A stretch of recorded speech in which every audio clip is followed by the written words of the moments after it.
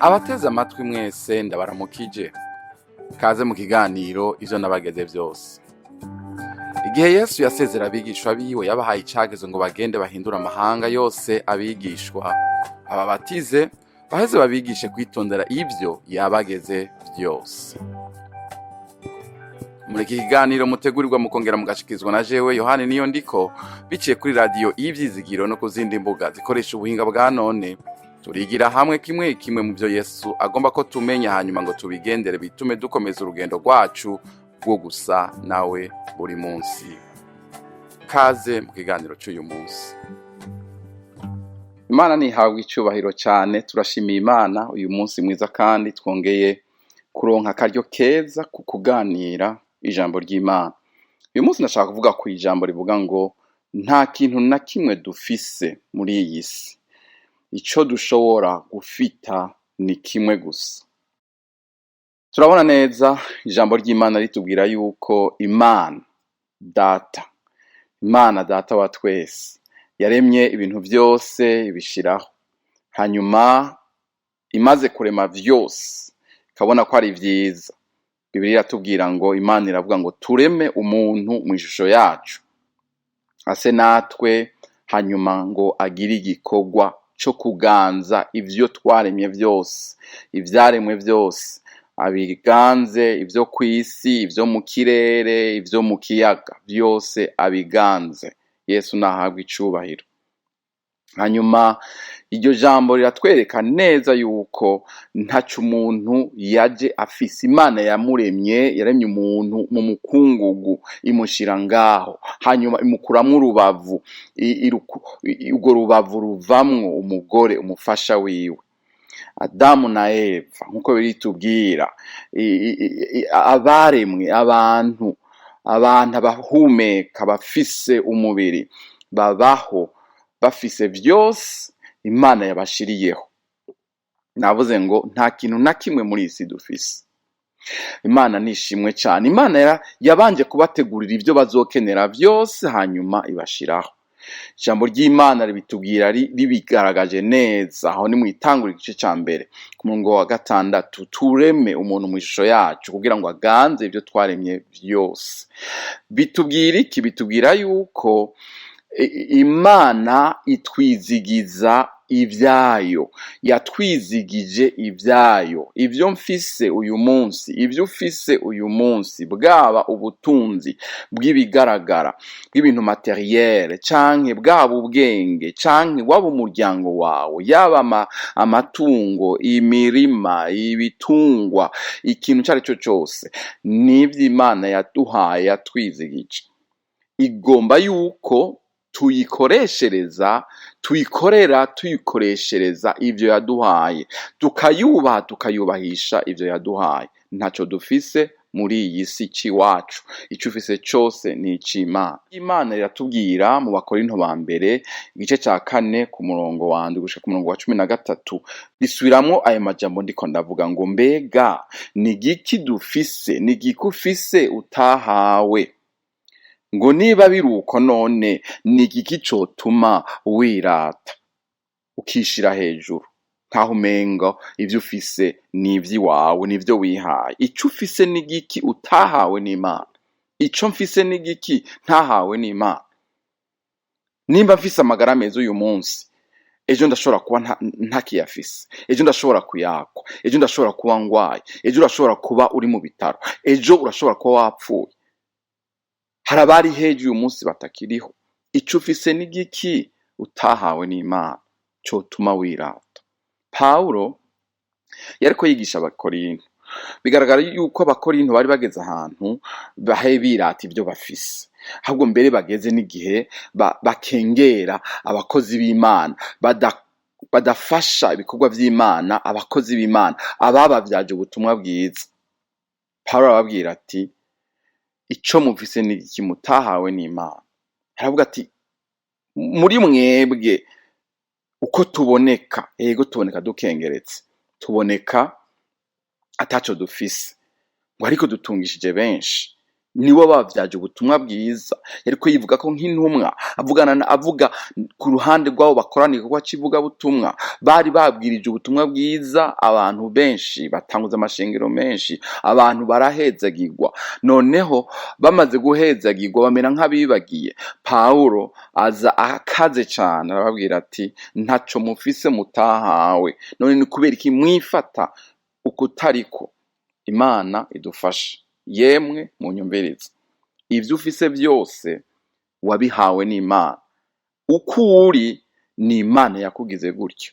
Twiyubare, twoye kwishira hejuru, twoye kwirata, twoye kwibona. Handi ijambo ry'Imana riravuga ngo uwirata niyirate iki kimwe gusa, ko yamenye uhoraho Imana. Yesu nadufashe cane.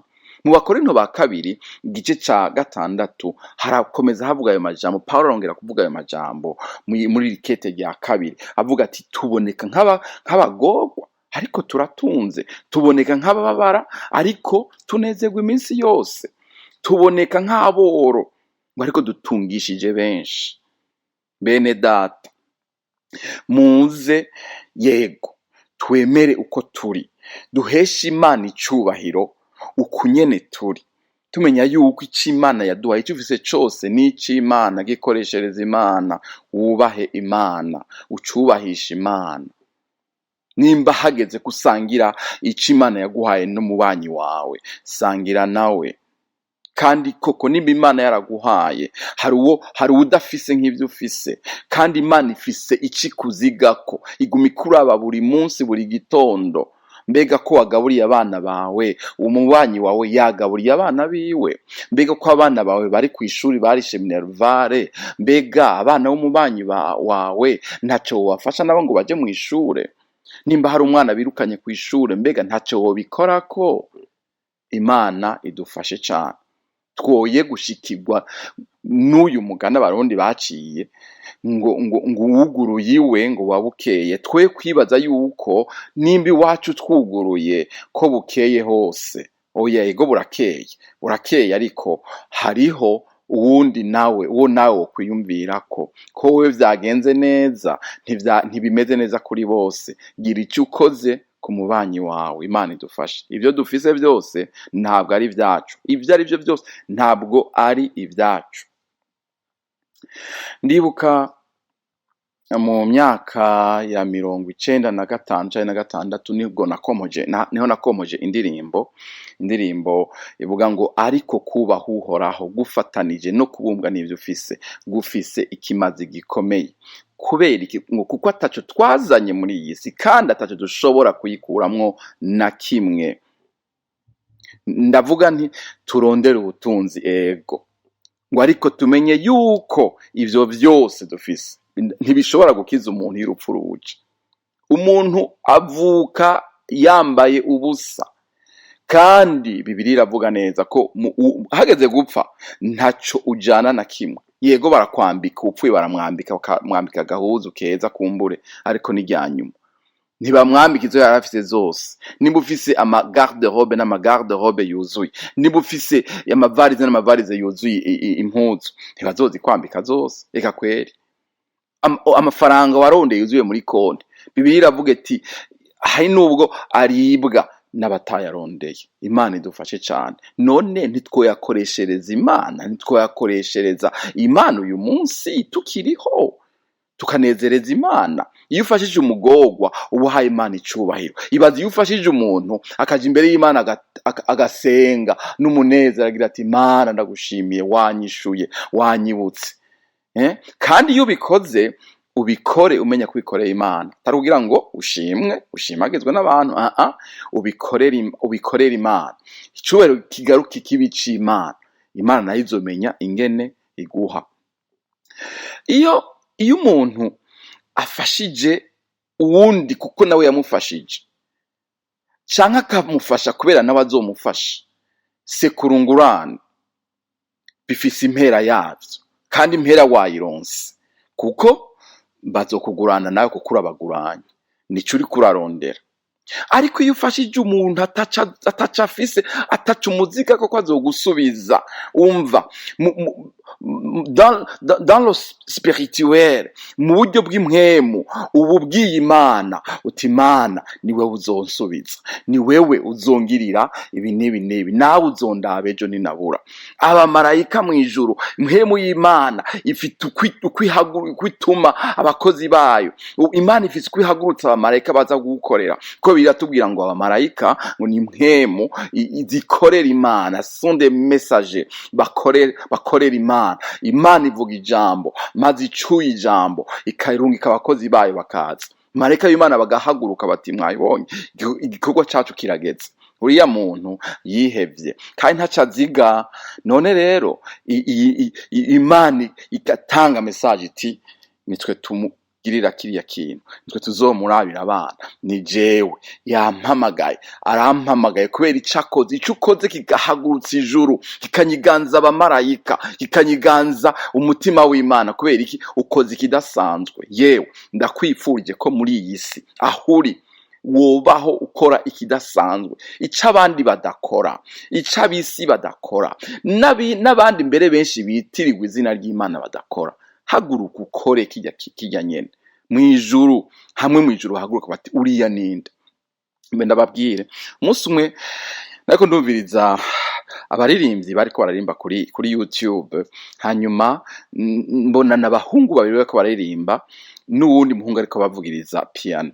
Umuhungu umwe muri abo aravuga ati uyu mwaka, bibona ko hari mu ntango z'umwaka ushize, ati uyu mwaka nasavye Imana ibintu bibiri, ati ico niyemeje, mu byo niyemeje harimo ibi bintu, ati harimwo kuzoca bugufi cyane. Arongera ko ikindi, ati ikindi nzokora muri uyu mwaka ngo nukuzokorera abandi.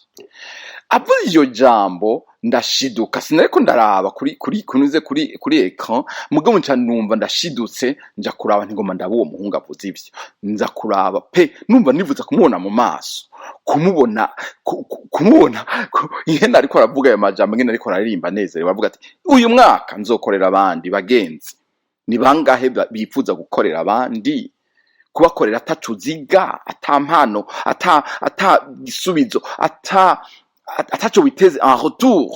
Ni bangahe? Ndakwifurije kuba umwe muri abo, ugira uti nshaka gukorera abandi, nshaka gukorera uwutazompemba, uwutazonyishura. Isi tugezemwo ni sekurungurane, ni mpanguhe, ni ndaguha kuko wampaye, ndaguha lift ko warayimpaye nawe, canke uzoyimpera umwana. Ariko ijuru rishaka kubona abantu bakora ibidasanzwe. Imana idufashe cyane, tuboneka nk'abapfa ariko turiho, tuboneka nk'abakene ariko dutungishije benshi. Imana ishimwe cyane. Rero kubaha Imana gufatanije no kungwa n'ibyo dufise, gufise ikimaze gikomeye, ntacyo twazanye muri iyi si kandi nta nico tuzoyikuramwo. None twiruhiriza iki? Kwivyimbya twiduza nkaho menga nitwe twiremye, nitwe twihaye ibyo dufise. Ntacyo mfise na kimwe ntahawe n'Imana, utahawe n'Imana. Kubw'ivyo twubaha Imana, tubumbwe n'ivyo dufise. Ivyo nyene dufise ivyo kandi tumenye ko si vyacu. Imana yarakwizigiye kugira ngo uyibere umugestionnaire. Haleluya.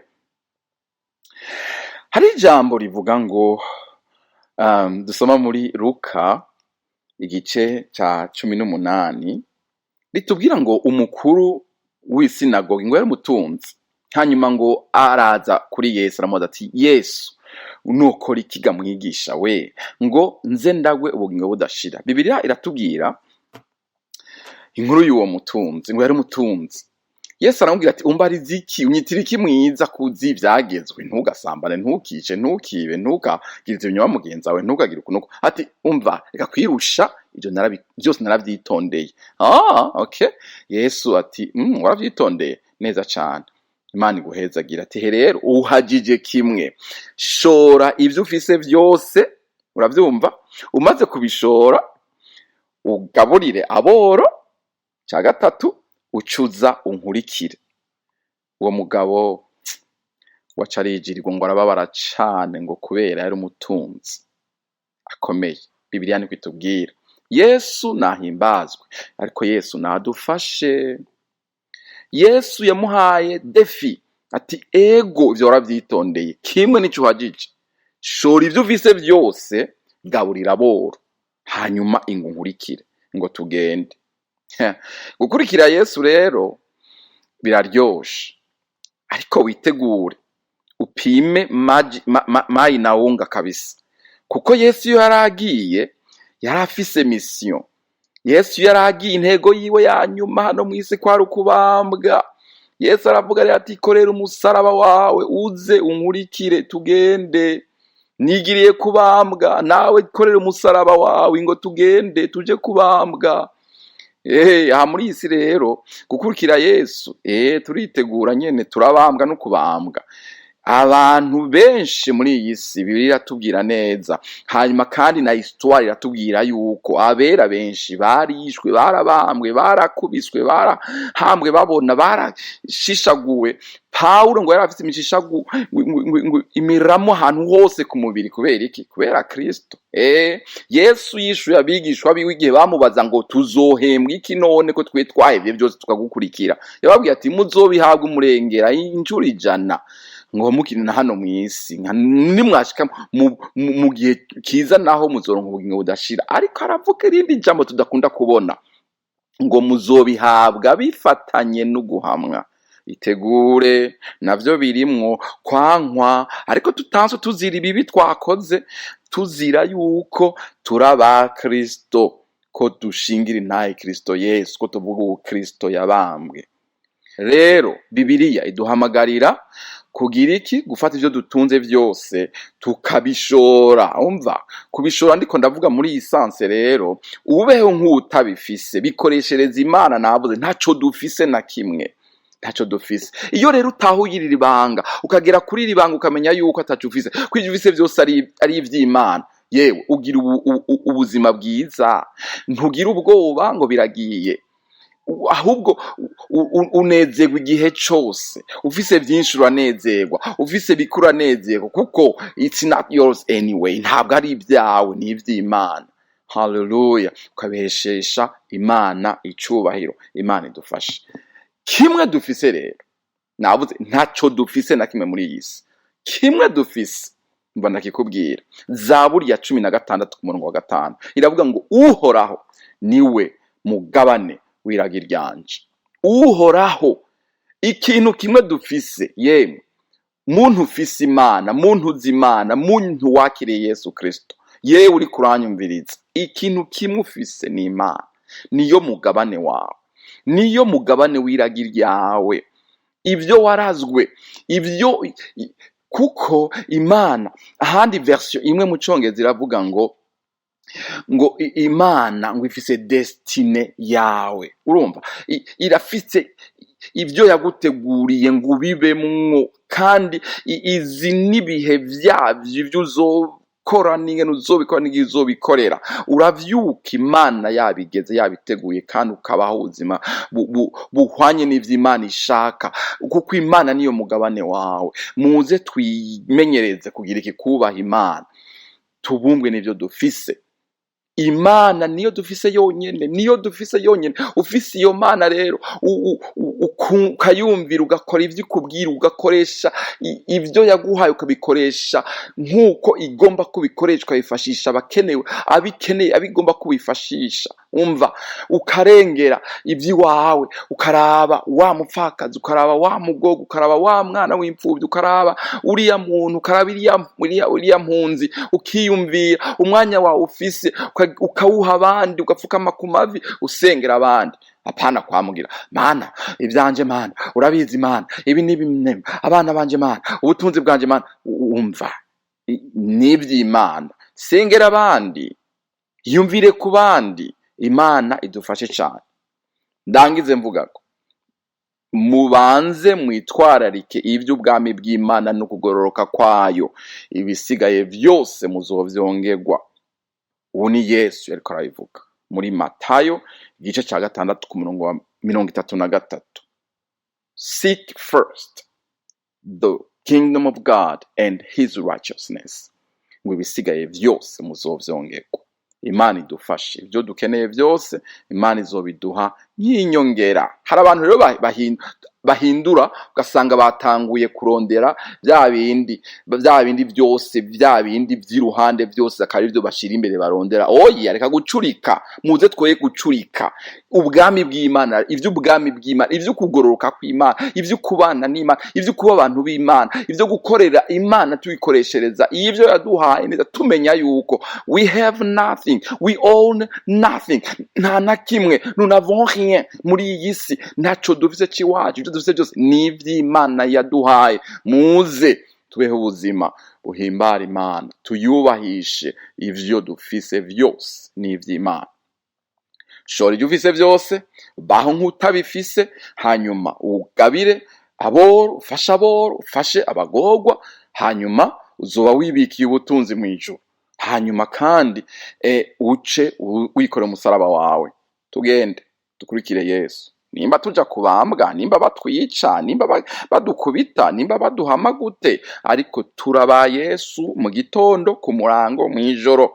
Ndabibutsa ibyo navuze, rondera gukora ikirya abandi badakora, kirya abandi banka gukora, urya abandi banka gufasha, genda umufashe. Urya atagira abagenzi b'umugenzi wiwe, genda urimwo Imana muri wewe. Imana urimwo Yesu, ufise umugisha, ufise amahoro, yatware uyasuke kuri urya muntu. Nimba afise iki atagira igikundiro, wewe ufise igikundiro, genda umutsiteko, ugira iki, umwanduza igikundiro cawe, atibagira igikundiro nk'abandi, b'umugenzi w'abatagira abagenzi, b'inshuti y'abatagira inshuti.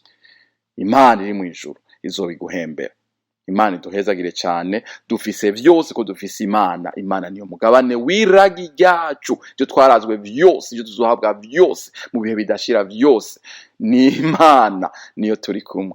Haleluya. Imana iduhezagire cyane.